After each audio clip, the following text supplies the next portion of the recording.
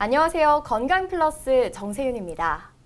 요통이 감기 다음으로 흔한 결근사유라는 사실 알고 계셨나요? 우리나라 성인 80%가 일생에 한 번은 요통을 경험한다는데요. 잘못된 생활 습관으로 생긴 허리 통증, 대수롭지 않게 넘긴 허리 통증 때문에 척추가 무너질 수도 있다고 합니다. 허리 통증을 유발하는 요인이 다양한 만큼 정확한 치료법을 찾는 것도 중요할 텐데요. 오늘은 광주 세우리병원 신경외과 전문의 백금성 원장님과 함께 허리 통증의 원인과 치료, 그리고 경막의 마취를 통한 수술 방법에 대해 알아봅니다. 원장님 안녕하세요. 네, 안녕하십니까? 이 허리 통증 누구나 일생에 한 번은 경험한다고 하잖아요. 이 허리가 아주 경미한 통증에서부터 아주 일상생활이 어려울 정도로 힘들 정도로 심각한 통증까지 다양한데요. 이 허리 통증에는 남녀노소가 없다고 하던데 실제로 원장님 그렇게 환자들이 많은가요? 심평원 자료에 의하면 50대 환자분들이 가장 많은 것으로 되어 있습니다. 하지만 표에서 보듯이 모든 연령층에서 환자가 나타납니다. 아주 심한 경우에는 초등학생한테도 허리 디스크가 나오게 되는데 제 경험에는 초등학교 3학년 학생이 디스크가 심하게 파열이 된 적이 있었습니다. 하지만 수술을 하지는 않았고요. 다행히 보존적 치료로 좋아진 경험이 있습니다. 남녀의 차이는 여자 환자분이 조금 더 많은 걸로 되어 있고요. 여기에 나오지는 않았지만 환자분 전체 통계는 계속 늘어나는 추세입니다. 하지만 병원을 오지 않는 환자분까지 고려한다면 그 수는 훨씬 더 많을 것으로 보고 있습니다. 네, 갑자기 찾아온 허리 통증 참다 보니까 다리까지 저려오는 경우도 있다는데요. 어떻게 허리가 아픈데 다리가 더 아플 수가 있는 걸까요? 허리가 문제가 있으면 허리가 많이 아플 거라고 환자분들은 생각하는데 허리 디스크가 다리로 내려가는 신경을 누르게 되면 허리 통증보다는 다리 통증이 심해지게 됩니다. 디스크가 심해질수록 허리 통증보다는 다리 통증이 심해지는 경향이 있습니다.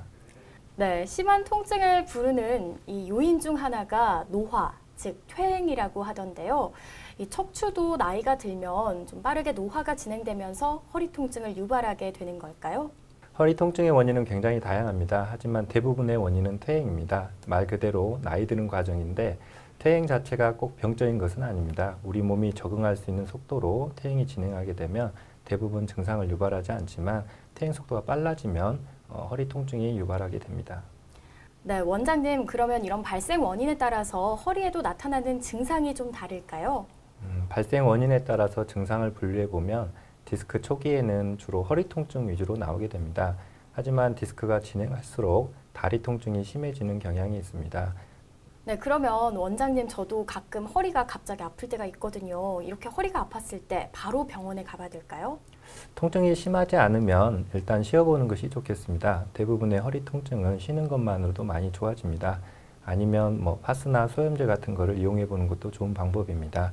하지만 본인이 노력을 일주일 이상 해봤고 그다음에 처음부터 아주 심한 통증이 있다고 하면 진료를 받아보는 것이 좋겠습니다. 네, 이 허리 통증 같은 경우에는 디스크로 좀 이어질 가능성도 있기 때문에 굉장히 두려워하시는 분들도 많을 텐데요.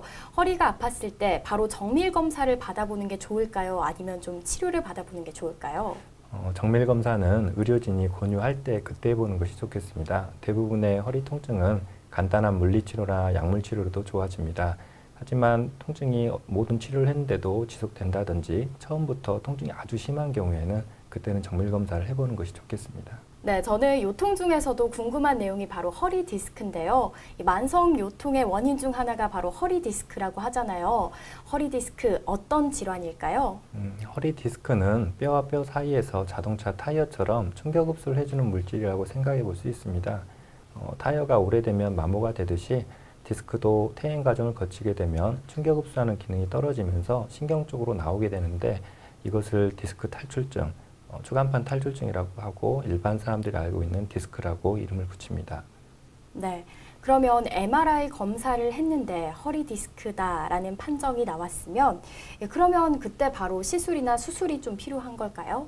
처음부터 시술이나 수술을 하는 것은 권장하지 않습니다. 대부분 약물 치료나 물리치료도 통증이 좋아지기 때문에 대부분 시술을 하지는 않는데요. 하지만 통증이 물리치료, 약물치료도 조절이 안 되는 경우에는 주사치료, 신경치료를 해보는 것이 좋겠습니다. 디스크가 신경을 누르게 되면 신경에 염증 반응이 생기면서 통증이 유발되는데 이 부위를 주사액으로 깨끗하게 씻어본다고 생각하면 이해가 쉽겠습니다. 꼬리뼈나 디스크 병변 부위에 특수 촬영기구를 보면서 주사를 마저 보게 되는데요. 이때 통증이 조절이 되면 수술을 피해볼 수 있는 좋은 방법입니다.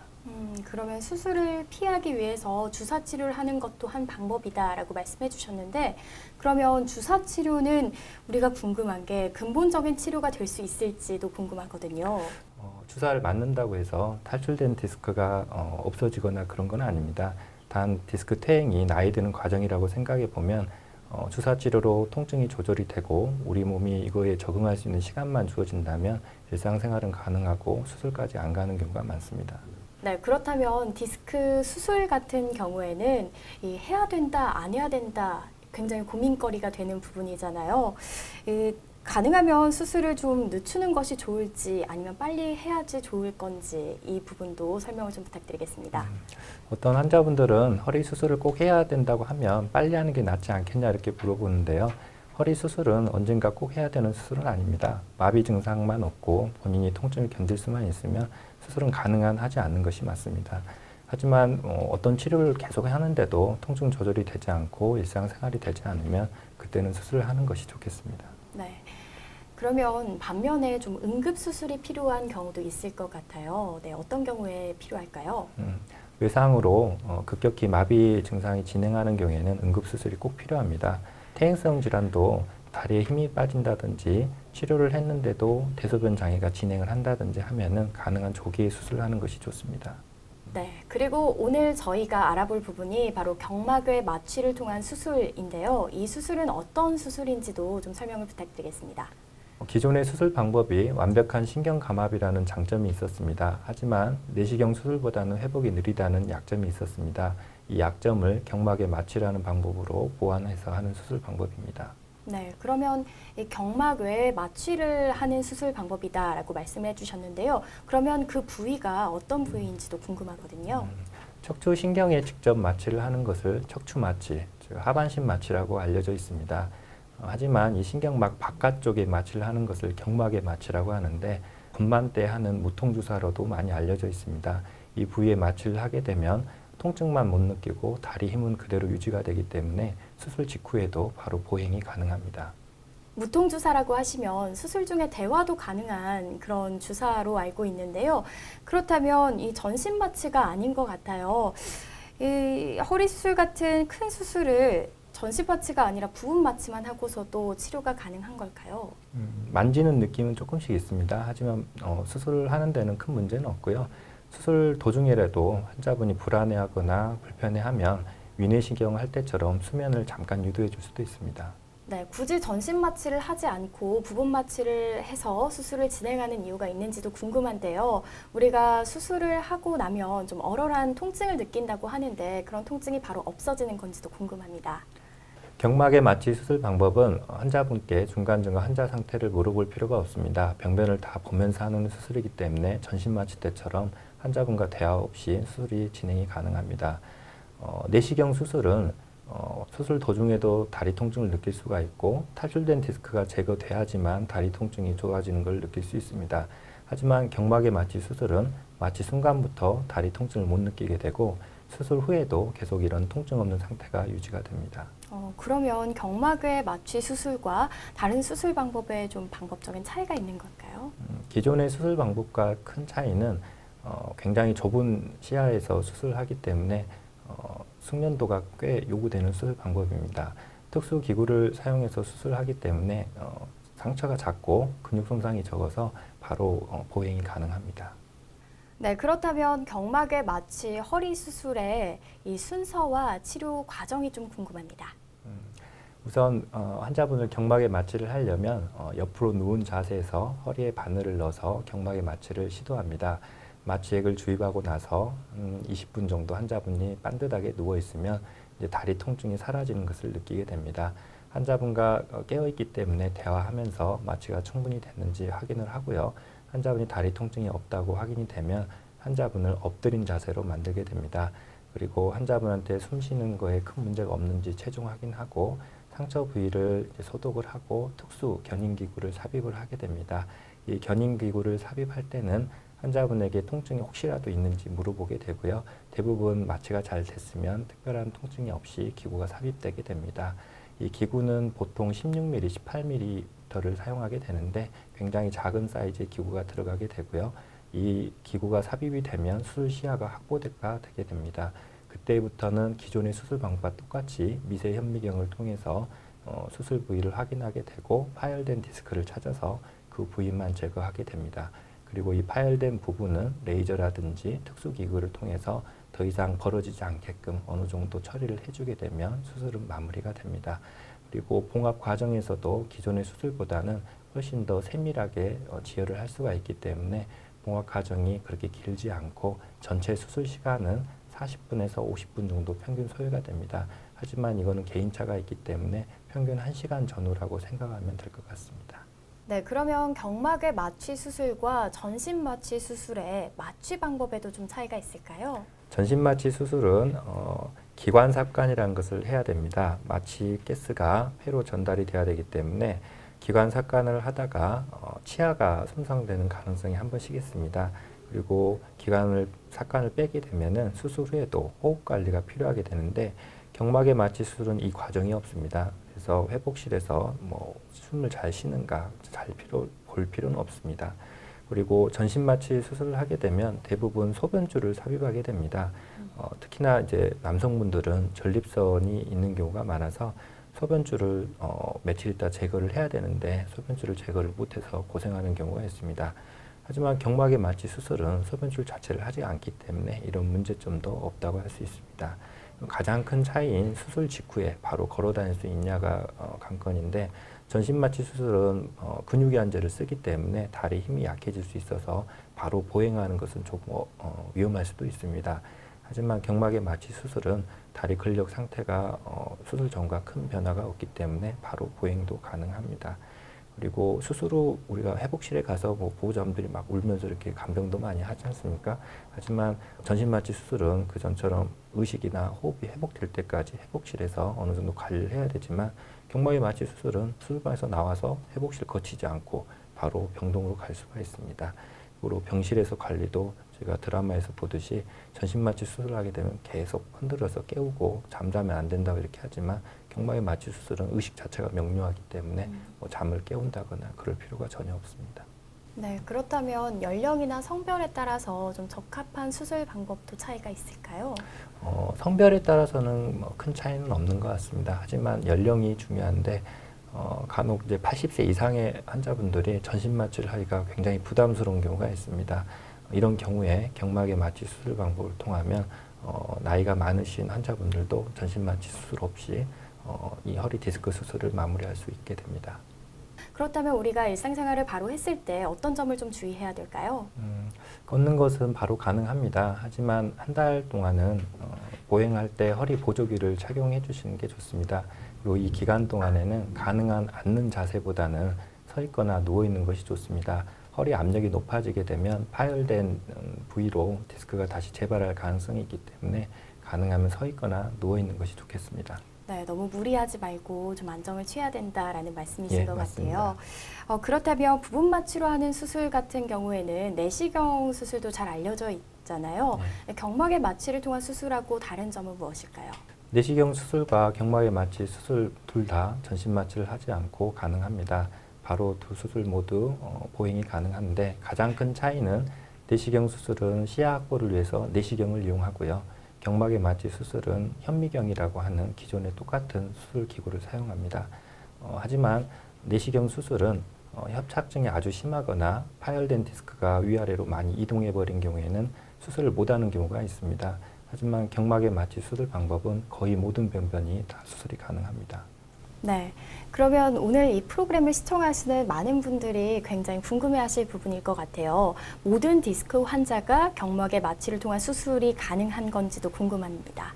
거의 다 대부분 가능합니다. 하지만 여러 부위를 동시에 하는 경우에는 환자분이 깨어있는 상태로 2시간 이상 엎드려 있어야 되기 때문에 환자분이 힘들어하실 수 있습니다. 이런 경우에는 전신 마취 수술을 해야 되는 경우도 있습니다.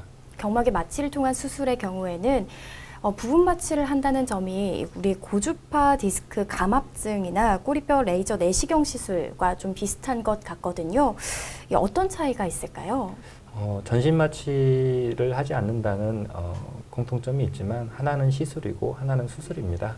현재까지는 시술은 완벽한 신경 감압을 해줄 수는 없고요. 내시경 수술이나 경막의 마취 수술은 완벽한 신경 감압을 목표로 하는 수술이기 때문에 그 치료 효과가 시술보다는 훨씬 더 크다고 할 수 있습니다. 네, 경막의 마취를 통한 수술 외에도 일반적인 수술을 생각하시는 부분들이라면 이 수술에 소요되는 기간이나 회복 기간 이런 것들도 굉장히 궁금해하실 것 같습니다. 우리 경막의 마취를 통한 수술과 일반 전신 마취 수술을 비교해서 좀 설명을 해주시죠. 수술 시간 자체는 비슷합니다.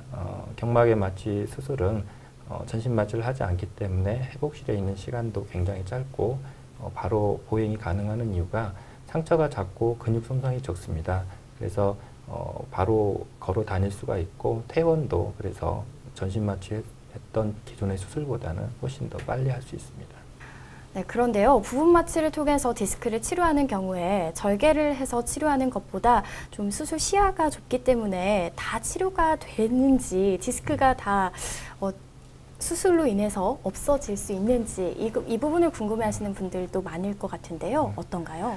상처만 작고 시야 확보는 기존의 수술과 똑같이 현미경을 이용해서 수술을 합니다. 그래서 수술 결과는 기존의 수술과 크게 다르지 않습니다.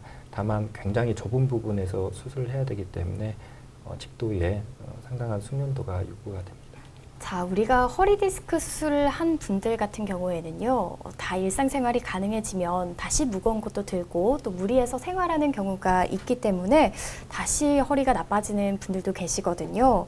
수술 후 관리, 그리고 디스크가 다시 재발하지 않도록 어떻게 관리해야 줘야 하는지도 궁금합니다. 수술을 받은 환자분들이 명심해야 될 것이 있습니다. 허리 수술을 받는다고 해서 기존에 퇴행이 온 디스크가 새 것이 되는 것은 아니라는 점입니다. 기존의 생활 방식이 문제가 있어서 퇴행이 빨리 온 것이기 때문에 수술 후에도 기존의 생활 방식을 유지를 하게 되면 또다시 문제를 일으킬 가능성이 많습니다. 가능하면 바닥에 앉거나 쪼그려 앉는 자세를 피하고 시간이 될 때마다 자주 허리 스트레칭을 해주는 것이 좋겠습니다. 네, 간단한 허리 스트레칭이 도움이 된다라고 말씀을 해주셨는데요. 구체적으로 우리가 일상생활에서 할 수 있는 방법들에는 뭐가 있을까요? 가장 간단한 방법은 서 있는 채로 허리에다 손을 받치고 앞뒤로 가볍게 10초에서 15초 정도 앞뒤로 움직여주는 것만으로도 허리 압력은 많이 떨어집니다. 그게 별거 아닌 것 같아도 그걸 실천하기는 쉽지 않습니다. 그 정도부터 먼저 해보는 것이 좋겠습니다. 네, 개개인에 맞는 운동이 있고 또 좋은 운동이지만 어떤 개인에게는 독이 될 수 있는 운동도 있다고 하는데요. VCR 보시고 함께 이야기 나눠보겠습니다. 보통 허리가 아프면 운동으로 극복하라고 하죠. 하지만 앞뒤 안 가리고 운동을 하는 건 잘못된 방법이라고 합니다. 일상생활을 할 때 통증이 생기면 내가 조금 전에 뭘 했지 잘 생각하고 그 동작을 피하는 것이 우선이라고 합니다. 그리고 운동도 자신에게 맞는 운동을 처방받은 후 시작하는 것이 좋은데요. 요통을 예방하고 증상을 개선시키기 위해선 요통을 유발하는 원인을 제거하고 반복하지 않는 것이 중요합니다. 치료를 해서 잠깐 증상이 좋아질 수는 있겠지만 허리가 새 것으로 바뀌는 것은 아니기 때문에 잘못된 생활 습관을 계속해서 반복할 경우 또다시 재발할 가능성이 높다고 하네요. 네, 다른 건 몰라도 요통 환자들의 경우에는 심한 걷기 운동은 좀 자제해야 한다, 가벼운 걷기 운동을 해야 된다라고 말씀을 하시던데요. 요통 환자들의 올바른 걷기 방법과 주의사항에 대해서도 도움 말씀 부탁드리겠습니다. 걷기 운동은 한 번에 30분 정도가 적당합니다. 더 걷고 싶으면 최소한 5분 이상 충분히 휴식을 취한 후에 걷는 것이 좋겠습니다. 걸을 때는 고개를 숙이거나 구부정하게 걷지 말고 가슴을 펴고 평상시 보행보다 약간 빠르게 걷는 것이 좋겠습니다. 네, 걷기 운동 외에도 원장님께서 추천해 주실 만한 재활 운동법이 있을까요? 수술한 환자분들한테 저희가 권유하는 방법은 여성분들은 저희가 요가를 많이 시키고요. 남성분들은 수영이 가장 무난한 것 같습니다.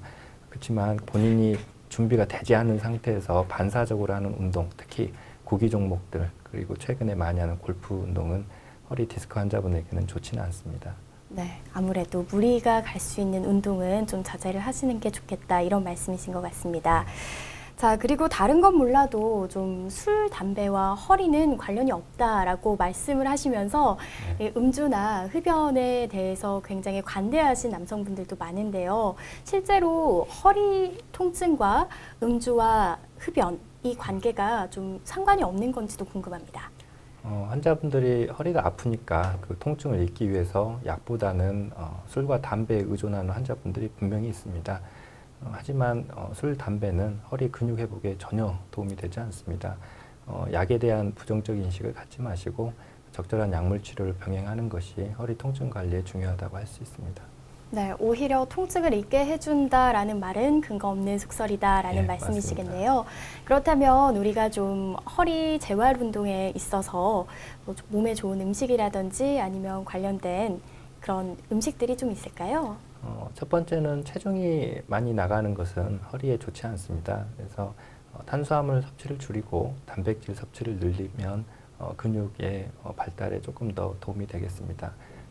네, 허리 통증의 원인도 굉장히 다양한데 노화 외에도 뭐 비만이라든지 다른 요인들도 많을 것 같아요. 어떤 원인들이 있을까요? 요새 가장 큰 이슈가 이제 과체중, 비만인데요.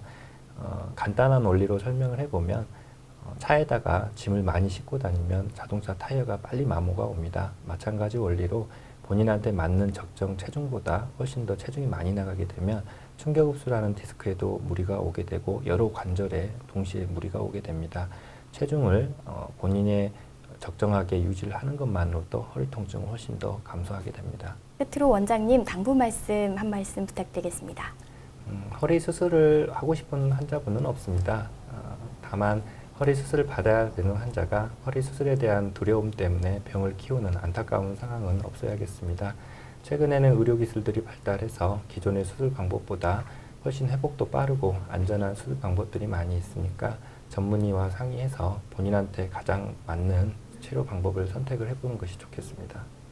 네, 오늘 이 시간에는 광주 세우리병원 신경외과 백금석 원장님을 모시고 요통의 치료법과 관리법 그리고 경막의 마취를 통한 수술법에 대해서 알아봤습니다. 원장님 오늘 말씀 감사드립니다. 감사합니다. 모든 질환에 적용되는 최선의 치료법은 예방이고 다음으로는 조기 발견 및 치료입니다. 수술이 무서워서 병을 키우는 경우는 없어야겠죠. 요통은 모든 연령층에서 발생하기 쉬운 흔한 질환이지만 허리는 우리 몸의 중심이라는 말이 있을 정도로 방치해서는 안 될 중요한 부위이기도 합니다. 병에 대한 막연한 두려움보다는 안전하게 병원을 찾아서 알맞은 치료를 받는 것이 중요하겠습니다. 지금까지 건강플러스 정세윤이었습니다.